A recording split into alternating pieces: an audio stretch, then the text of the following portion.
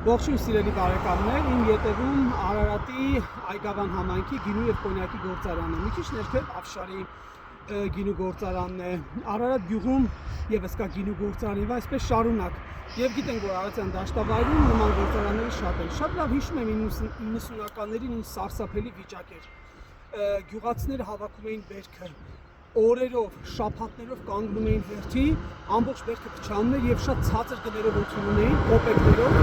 եւ ընդունելուց հետո էլ գումարները տալիս էին ամիսներ կամ 1 տարի անց։ Ինչ եղավ 98 թվականից հետո, երբ երկրի նախագահ դարձավ Ռոբերտ Քոչարյանը։ Հենց Ռոբերտ Քոչարյանը եկավ իշխանության եւ դարձավ Հայաստանի Հանրապետության երկրորդ նախագահ, այս հարցը անմիջապես կարգավորվեց, ոչ թե 2, 3, 4, 5 տարի հետո, այլ հենց հաջորդ տարին սկսեցին մթերել ուրեմն